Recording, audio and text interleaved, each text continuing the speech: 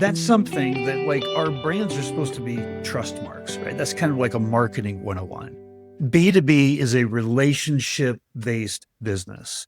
And you talked about the fact that we have more ways to understand our customers. So therefore more ways to position ourselves correctly to these customers. Digital signals, right? Intent signals. We have more data than we've ever had before. But you said something to me that was really interesting. You said we have to get our feet on the street more. We have to go out and we have to have face-to-face conversations with our target audience. Tell me your philosophy, your thinking behind that. It's been an evolution. In the companies I've been in PLG led motions in terms of our business go to market. My most recent two leadership positions, very high cost ARR types of deals. When you're implementing a financial crime compliance platform, that's not something that is like light up your seat license for $19 a month. It's a much different buyer exercise and buyer journey. And as a result, I find that the marketing waterfall needs to break a little bit, because when you're selling high price platforms to buyers, you're generally dealing with a different type of buyer persona. I could be a director, in a marketing organization and asked to light up some MarTech platform that, I did my own research on, and it's going to cost us a couple $100 a year. I'll sign off on it tomorrow. It can help us be faster, better, more efficient. Sure, we'll take a flyer on it. Usually there's a 30-day out on that contract.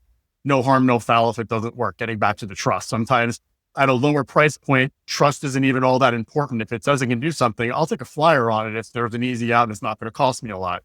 But when we're talking about regulated industries, we're talking about, it doesn't even need to be regulated industries, but higher ticket price solutions, things that are going to take long time to implement, potentially a high level of customization. I need to be able to get in front of that customer as fast as humanly possible. Why? We said earlier, we were just talking about the lack of trust, and it's because I'm getting bombarded daily. I'm a C-suite buyer as much as anyone else is. The platforms I buy aren't necessarily, several $100,000, but I am constantly my phone rings nonstop. I have spam blockers on my phone. They still get through. They look like local numbers. I pick it up. Hi, I'm so-and-so from such and such agency. And I'm like, oh, foiled again. This happens all day long. Email, text messaging. And at the end of the day, I shut off to that as a C-suite because I don't have the time in my day. And I know that most of these companies, they don't do what they say they can do. And when I know I'm getting bombarded by these things all day, I'm not doing the same level of research if I'm a C-suite officer. So my target buyer at ThetaRay is chief risk officer, chief compliance officer. They're not doing Google searches. They're not doing research in the way that a traditional marketer or a person in R&D who's looking for some product management platform is. I may have one shot at getting an introduction into that customer.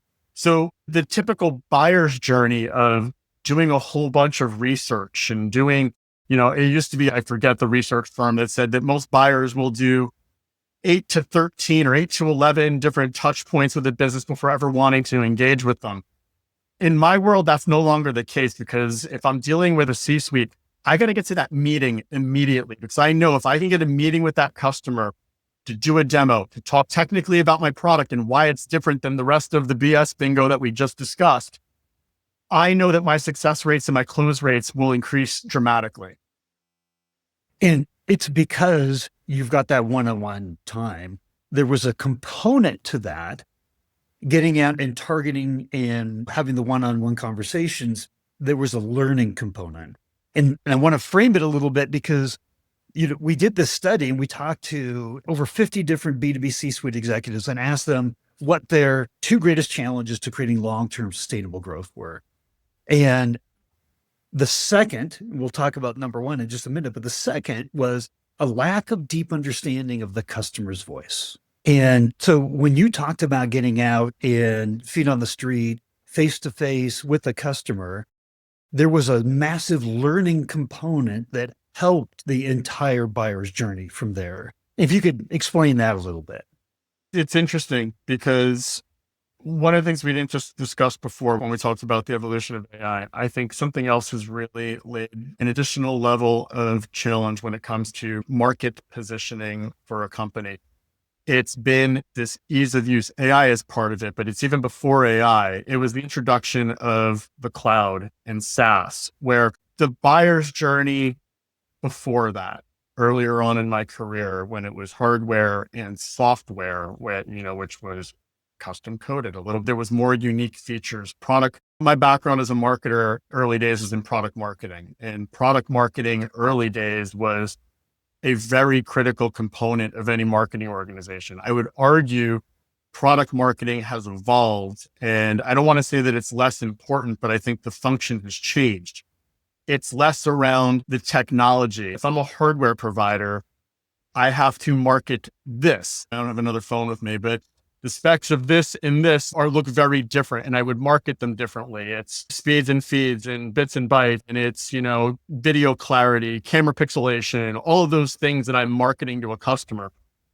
The cloud, SaaS, has changed that because it's made the development of the platform less important because implementation is via the cloud. It's a lot easier. It's more, customization of product is significantly easier in the cloud than it was, when you were traditionally buying an off-the-shelf software product.